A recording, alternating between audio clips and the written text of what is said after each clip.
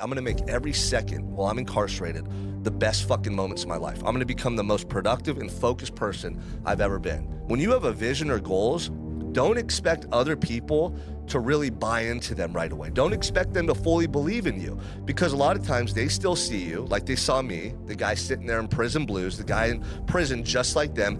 They see you for what you are in the moment, not for what you could become or what you will become with persistent effort.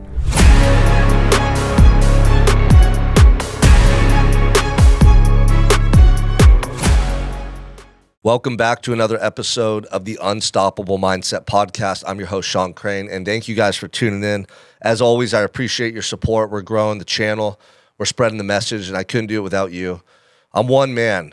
You know, God put it on my heart to change the world, but I need your support. I need you to level up and grow with me. I need you to fight by my side in this march, in this mission.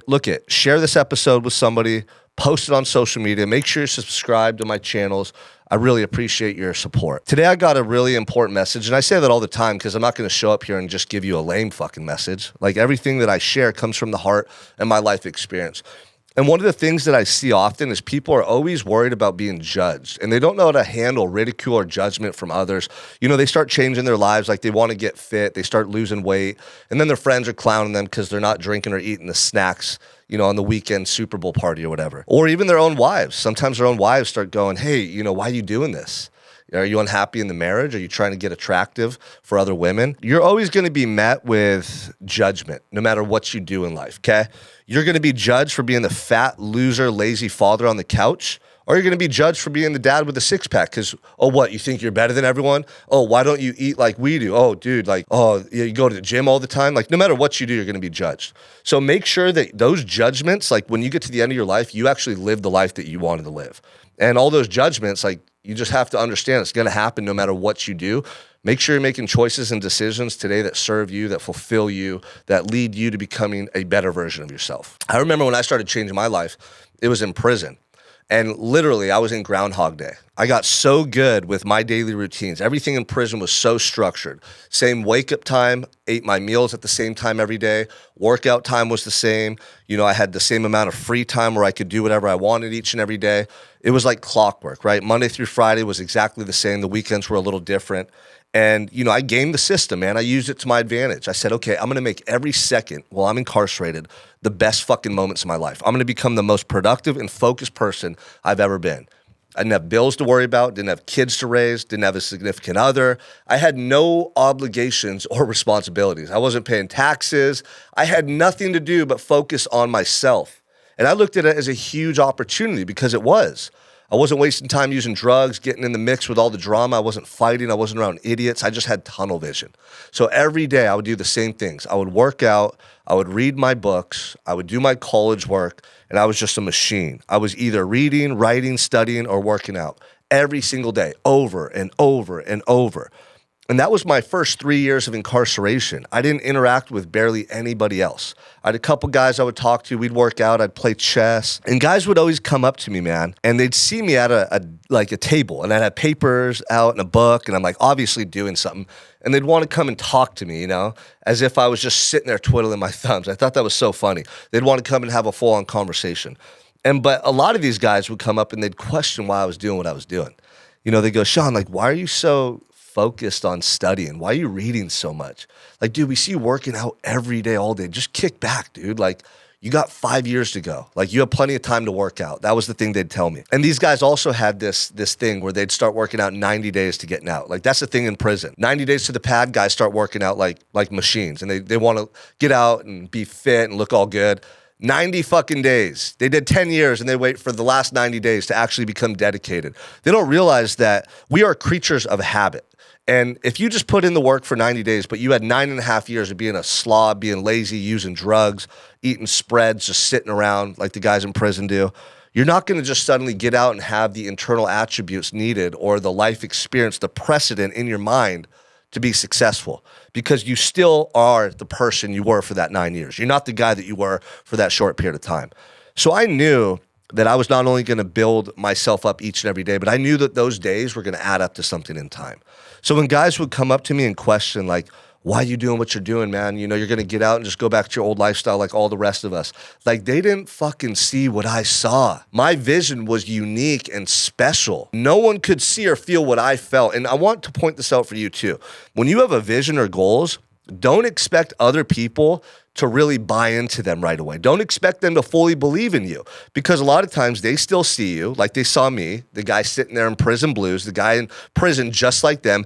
They see you for what you are in the moment, not for what you could become or what you will become with persistent effort.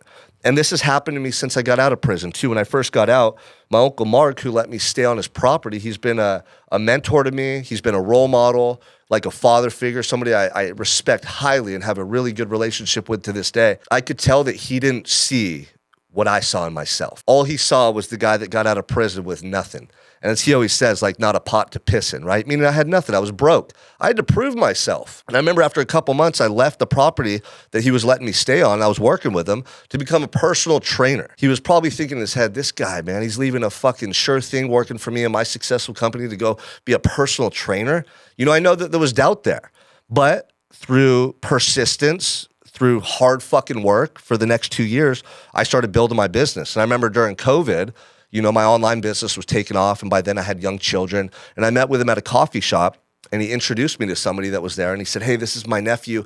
He's a life coach. He's doing really good, man. He's doing a lot of good things for people. He was speaking to me with a way different tone and acknowledgement. And that was one of the best days of my life, honestly, because it was symbolic of 10 years of hard work and dedication and being truthful to myself, like authentic to who I wanted to be. If I got out of prison and just succumbed to the pressure and said, okay, I'm going to work for my Uncle Mark, that would have been me selling out on my passions and my dreams.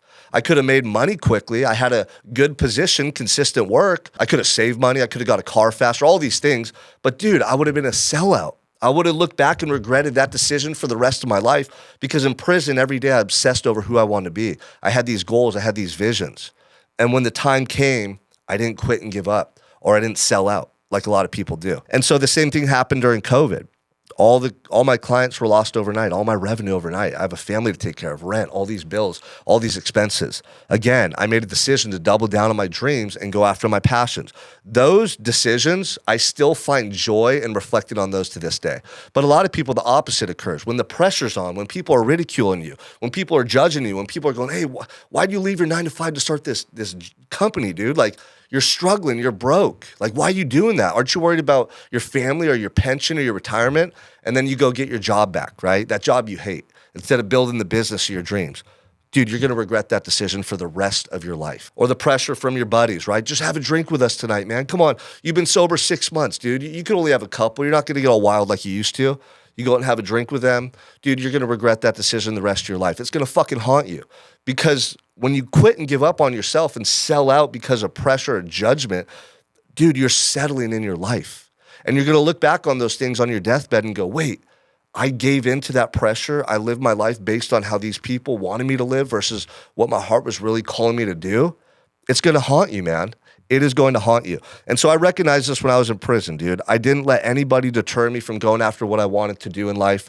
No matter what they would say, no matter why people thought I was doing it, I knew where the fuck I was going. Just like my Uncle Mark, I've seen this with other people since I've come home. Other coaches who were further ahead than me, other mentors, other speakers. When I was younger, when I was up and coming, I could tell by the way that they looked at me, acted around me. I could tell, man, I'm very good at reading people. They didn't see what the fuck I saw. They didn't know what was up here and here, right? They weren't acknowledging me for the person, the future that I was becoming. They were seeing me for who I was in that moment. And that's okay.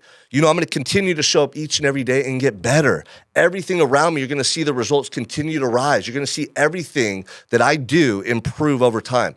The way I take care of my family, the life that we design and create together, my business, how successful we become, how much money we make, how many lives we fucking change, how I change the lives of my team members and everybody that rolls with me on this journey. Everything I do will continue to get better and better and better. And over time, the people that once doubted me, number one, I don't even hear them. I don't even acknowledge it because my beliefs and my conviction is so strong, it's just deaf noise to me. I'm aware of it, but it doesn't faze me. And this comes from being in prison around a bunch of crazy motherfuckers who doubted me and my own family who doubted me at times. I don't care. I love it. I use it to drive me. It excites me. That fires me up. I want more doubt. I want more people to say, oh, you can't do it, because I'm going to prove them all wrong. The way you prove them wrong is you stay true to yourself, you work harder, you get better, and you never fucking quit. And so whether you're just starting on day one of sobriety, month one of losing weight, you're just starting to think about building your own business, whatever it is, whatever the goals that are personal to you, that's for you. The vision that you have, that's for you. No one else can see it but you, and no one else can bring that vision to life. You're the one that has to do that. When you do over time, and you defy the odds, and you prove the naysayers and the doubters wrong, it's going to be one of the best feelings in the world. And all those doubters, all those people that question you at one time are going to become your supporters. They're going to admire you for that. They're going to acknowledge that there was a time that they didn't know if you could pull it off because they didn't see what you saw. And in that moment, you're going to realize, damn, dude, I almost quit and gave up a long time ago because I was worried about people saying shit about me. And it's going to seem ridiculous when you're looking around at this life that you've built for yourself. So this message is for anyone out there that knows they're made for more. You have this feeling inside of you that's calling you to become a better version of yourself. Dedicate your life to that purpose because that is your purpose. And over time, a greater calling, bigger opportunities, new relationships, and the most beautiful life is going to manifest before your eyes.